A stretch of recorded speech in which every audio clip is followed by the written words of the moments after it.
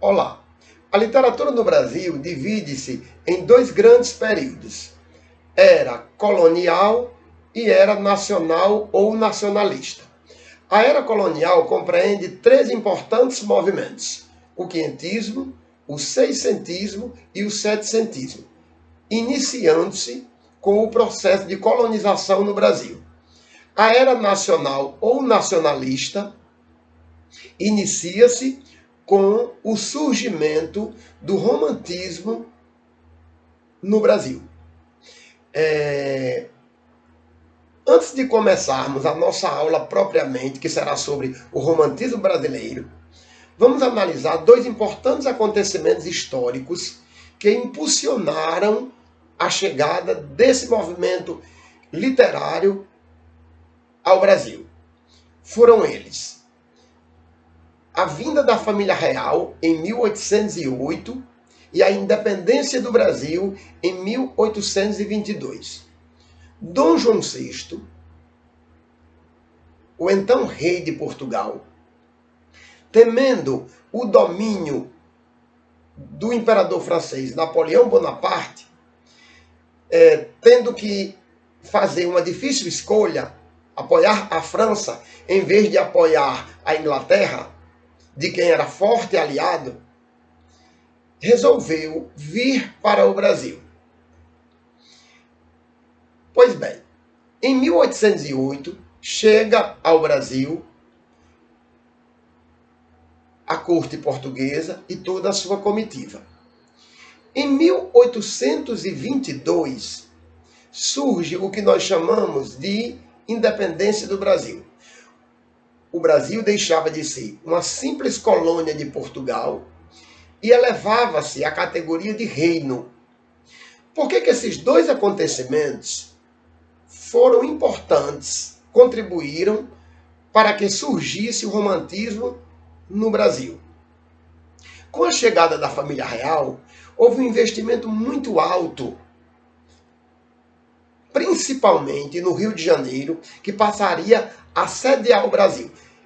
A capital do Brasil deixava de ser Salvador e passava a ser o Rio de Janeiro. Houve grandes investimentos no Rio de Janeiro, como a primeira agência dos Correios, a primeira agência do Banco do Brasil, abertura de museus, bibliotecas, e tudo isso foi despertando no brasileiro um certo sentimento de patriotismo, um certo ufanismo, um orgulho pela pátria. Era a identidade nacional que estava sendo aflorada. O romantismo na poesia, que surgiu em 1836, dividiu-se em três importantes gerações, que assim ficaram conhecidas. A primeira geração, nacionalista ou indianista. A segunda geração ficou conhecida como ultrarromântica, byroniana ou ainda mal do século. A terceira geração ficou conhecida como hugoana, crítico social ou ainda condoreira. Essa primeira geração, chamada de nacionalista ou indianista, recebeu essas denominações exatamente pelo fato de que existia todo um despertar do sentimento nacionalista no Brasil. Exatamente por isso é que ficou conhecida essa primeira geração como nacionalista. E a exaltação da pátria, a exaltação do índio. Por que indianista? Exatamente pela questão de o índio ser alçado, elevado à categoria de herói nacional. Era o nosso guerreiro imortal. É uma pena que isso aí constasse apenas na literatura. Porque, na verdade, desde que os portugueses puseram os pés aqui no Brasil, o índio foi pouco a pouco perdendo toda a sua identidade, e hoje a situação ainda é pior, porque está sendo obrigado a abandonar as suas próprias terras. Pois bem, então essa primeira geração ficou sendo chamada, foi reconhecida como indianista ou nacionalista exatamente por isso, pela exaltação da pátria e pela exaltação do índio. A obra que marca o início desse movimento literário em 1836, o romantismo, foi Suspiros Poéticos e Saudades, do poeta Gonçalves de Magalhães. Mas, na verdade, além de Gonçalves de Magalhães, houve outros representantes dessa primeira geração, como o poeta Araújo Porto Alegre. E o principal representante dessa primeira geração, na verdade, nem foi Gonçalves de Magalhães, nem Araújo Porto Alegre.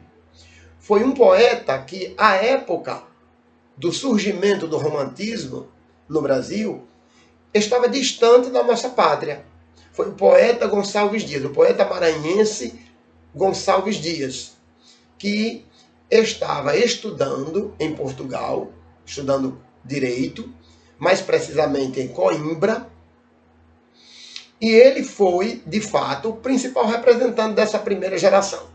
Escreveu obras como Primeiros Cantos, Segundos Cantos, Últimos Cantos, Os Timbiras, e em 1843, o poeta Gonçalves Dias compôs um poema que é muito famoso, que se chama Canção do Exílio.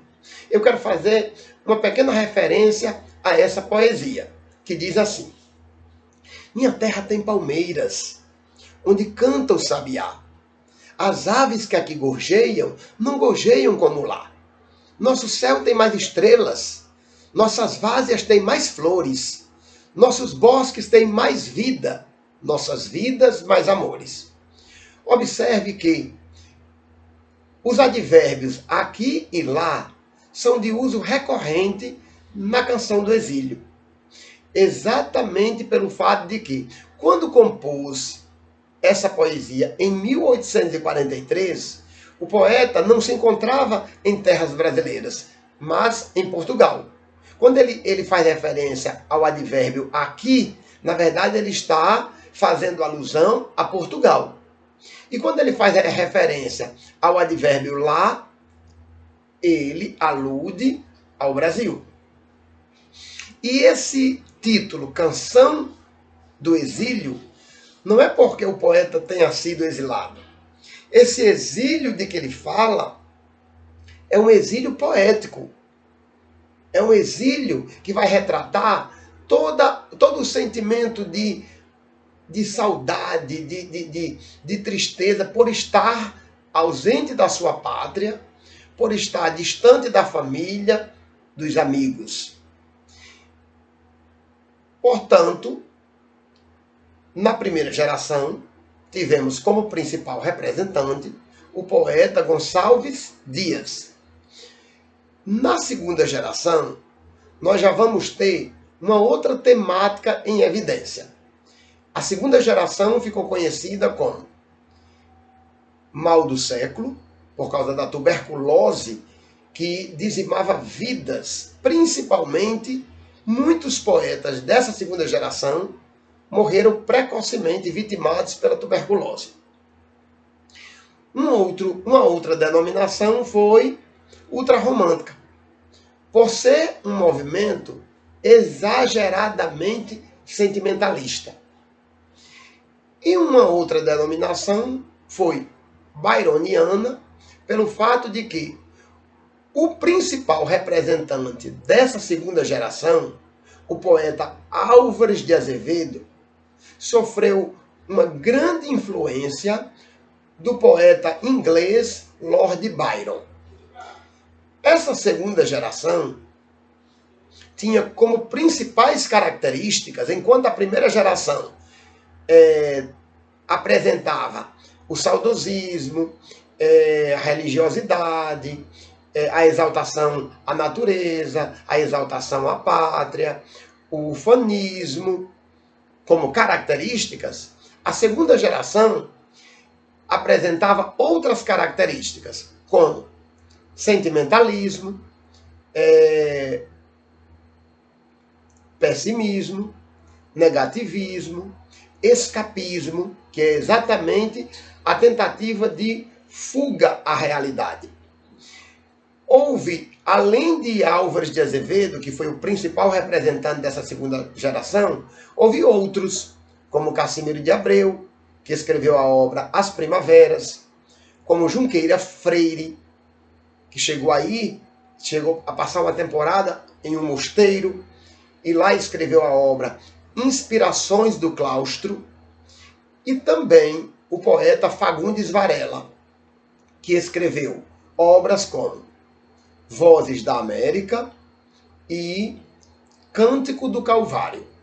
Esses 4 poetas foram importantes para essa segunda geração.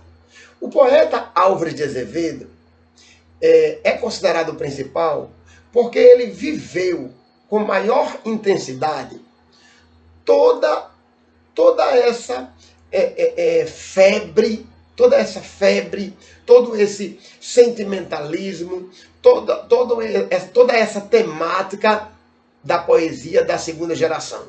Uma poesia marcada por um sentimento mórbido, uma poesia marcada pela questão do pessimismo, e o poeta Álvares de Azevedo escreveu uma peça de teatro chamada Macário, escreveu também um conto macabro, conhecido como Noite na Taverna, e escreveu um livro de poesias intitulado Lira dos 20 Anos.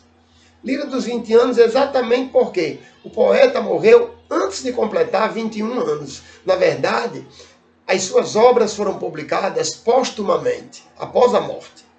Há um poema do escritor Álvares de Azevedo que se chama Lembrança de Morrer. E ele diz assim: quando rebentasse em meu peito a fibra que enlaça a dor vivente, não quero que derramem por mim uma só lágrima em pálpebra demente, nem desfolhem na matéria impura a flor do vale que adormece ao vento. Observe que o título desse texto é Lembrança de Morrer. Como alguém pode se lembrar daquilo que ainda não aconteceu? Exatamente pelo fato de que a morte era algo que era desejado, era esperado. Porque a morte representava uma espécie de suavização, de alívio da dor que era a vida. A vida representava uma dor, um pesadelo, e a morte viria para aliviar todo esse sofrimento causado pela vida. Então essa segunda geração foi marcada exatamente pela morbidez, pelo pessimismo, pelo negativismo, pelo amor platônico. A terceira geração, conhecida como Condoreira, Hugoana ou crítico social, saiu do egocentrismo da segunda geração, já que foi uma geração muito voltada para o eu poético, e abraçou uma causa social, que seria exatamente a libertação dos escravos. Essa terceira geração, também chamada de Condoreira exatamente pelo fato de que esse Condoreira faz alusão ao pássaro do condor, a questão da liberdade. E Hugoana, porque da mesma forma que Lord Byron influenciou o poeta principal da segunda geração, Álvares de Azevedo, na terceira geração, o nosso principal representante, que foi o poeta baiano Castro Alves, buscou inspiração nas obras do escritor francês Victor Hugo. Uma vez que ambos, tanto o poeta Castro Alves como Victor Hugo, trabalhavam com a questão da defesa dos direitos humanos. Pois bem, essa terceira geração vai ter como representantes os poetas Souza Andrade, Tobias Barreto e o principal sendo Castro Alves. O poeta Castro Alves escreveu obras como Vozes da África, Os Escravos e Espumas Flutuantes. Há um poema do poeta Castro Alves que é muito famoso, que é Navio Negreiro. Ele diz: Senhor Deus dos desgraçados, dizei-me vós, Senhor Deus, se é mentira, se é verdade, tanto horror perante os céus. Astros, noites, tempestades, rolai das imensidades, varrei os mares, tufão. Você observa que o poeta clama a Deus a favor do negro, para que todo aquele sofrimento vivido pelos escravos fosse aliviado. Castro Alves foi um incansável abolicionista.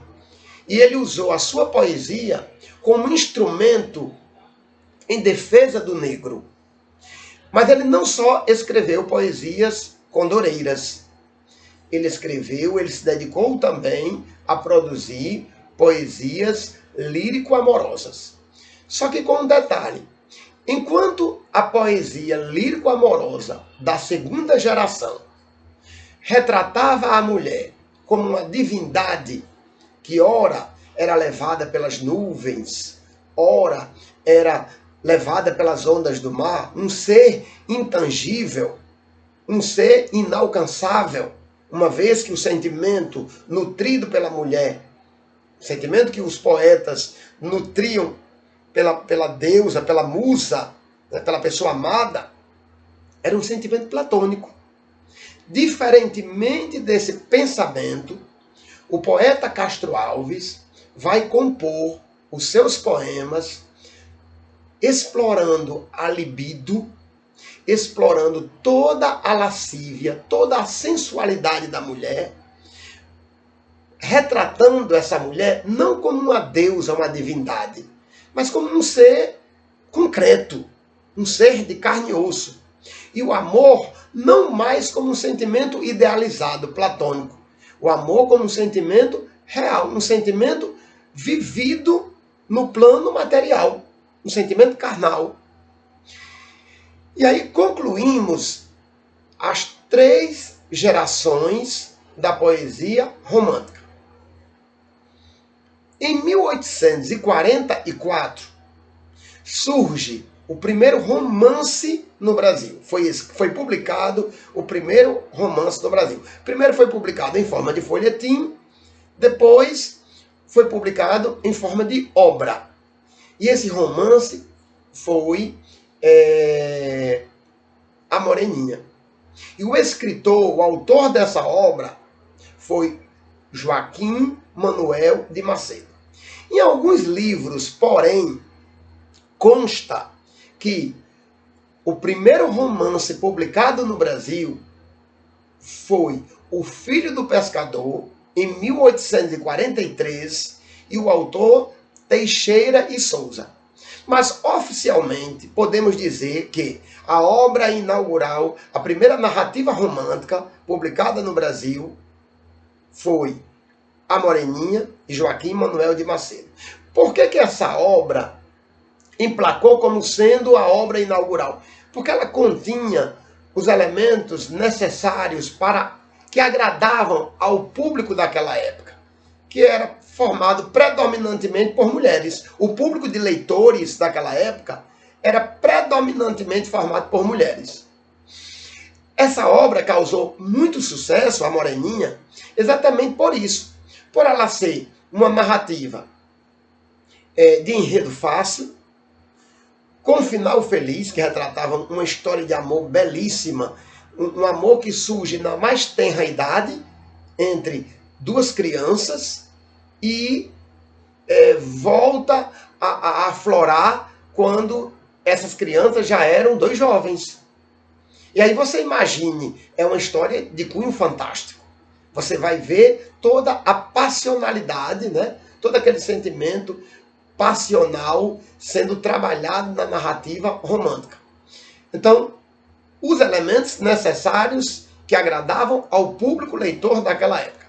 Narrativa de enredo fácil, de caráter linear, com começo, meio e fim definidos, personagens previsíveis e final feliz.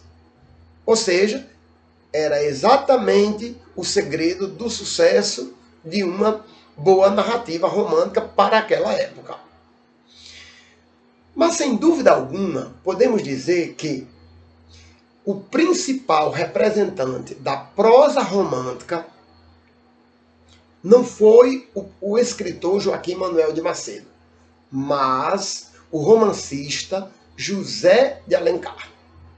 José de Alencar, o cearense, nascido em Messejana, escreveu importantes obras e em suas obras ele pôde retratar não só o ambiente urbano, citadino, mas o ambiente sertanejo.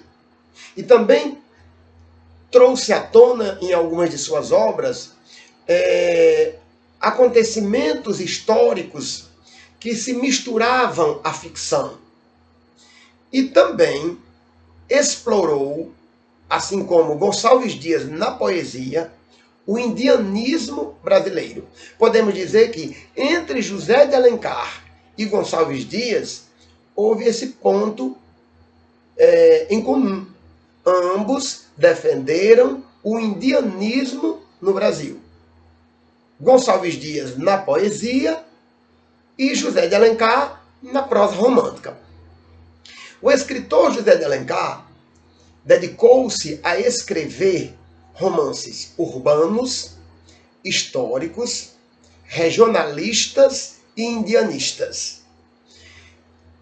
Exemplos de romances urbanos: Senhora, Lucila, Diva, Encarnação, A Viuvinha, A Pata da Gazela e outros. Esses 3 romances, Lucila, Diva e Senhora, vão apresentar um perfil feminino que era ousado demais para aquela época, já que naquela época, qual era o perfil, qual era a projeção feminina? O que se esperava da mulher daquela época? Um ser servil, submisso, sem personalidade, sem projeção, sem determinação. E de repente, com a publicação dessas obras, Lucila, Senhora e Diva, temos 3 perfis femininos que causam uma certa estranheza ao público leitor. Porque tanto Aurélia, protagonista da obra Senhora, como Lucila, Lúcia, da obra Lucila, como Diva, da obra Diva, essas 3 mulheres eram extremamente fortes, determinadas, mulheres que se distinguiam das outras. Além de romance urbano, o escritor se dedicou também a escrever romances regionalistas, cujo herói já deixa de ser aquela personagem que habitavam o ambiente urbano citadino. O herói da narrativa regionalista passaria a ser o sertanejo, aquele homem rústico, aquele homem rude, mas que encantava também. E o cenário mostrado em suas narrativas regionalistas era aquele cenário do campo, do sertão. E podemos citar como exemplos de romances regionalistas o sertanejo, o Tronco do Ipê. E além de urbano e regionalista, temos também os romances históricos, que mesclavam a ficção com acontecimentos históricos importantes do nosso país. Podemos citar como exemplos de romances históricos o Gaúcho e a Guerra dos Mascates. A obra O Gaúcho vai revelar um pouco do que foi, do que representou a Guerra dos Farrapos, né? O movimento Farroupilha, no Rio Grande do Sul. E para finalizarmos as 4 modalidades de romances escritos por José de Alencar, surgem os romances indianistas. O escritor escreveu 3 importantes romances indianistas: o Birajara, Iracema e o Guarani. Eis a razão pela qual José de Alencar é considerado o papa do romantismo brasileiro. Mas não podemos negar que houve um escritor do romantismo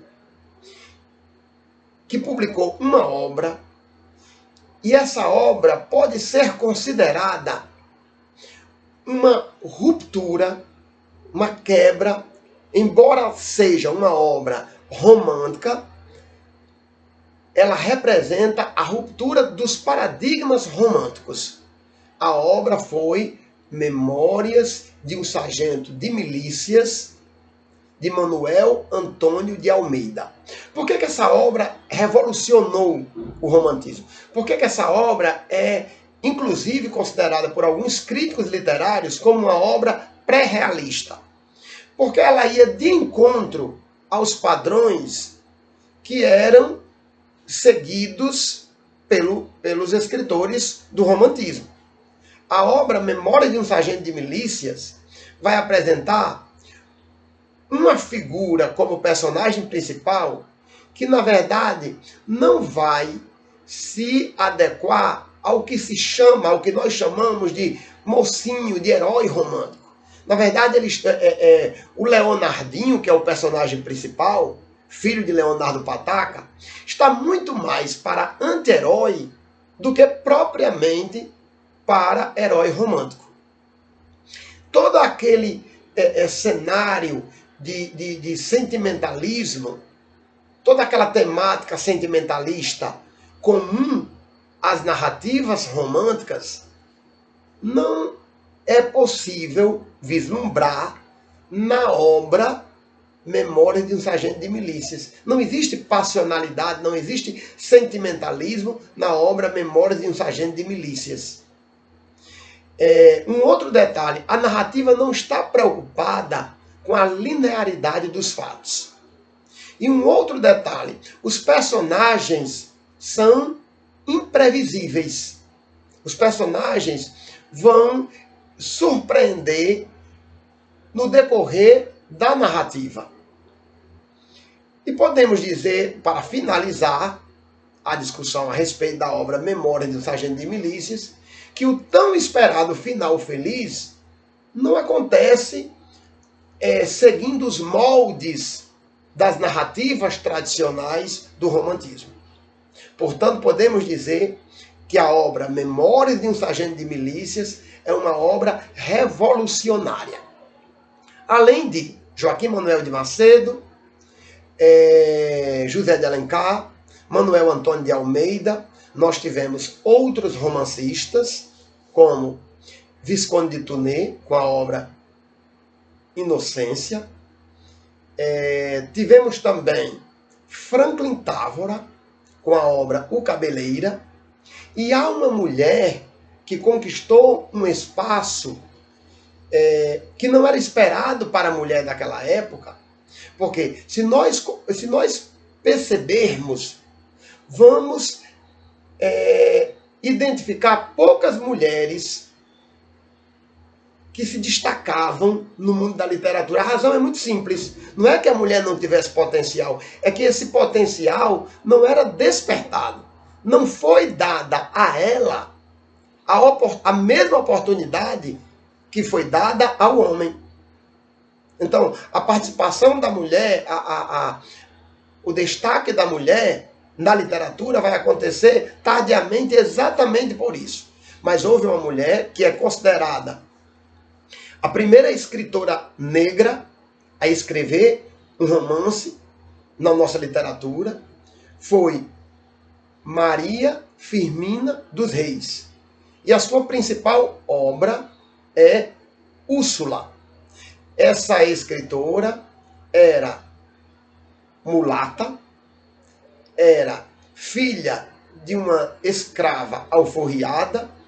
Daí você imagine o quanto ela não sofreu, os desafios que ela enfrentou para se destacar, para ganhar notoriedade como escritora no nosso país. Mulher, além de tudo, negra e pobre. Mulher, negra e pobre. Portanto, ela foi triplamente guerreira por ter enfrentado os desafios, os preconceitos, não só daquela época, mas os preconceitos que existem ainda hoje. Ficamos por aqui. Agradeço a atenção de todos e espero ter contribuído com o conhecimento de vocês mais uma vez. Um abraço.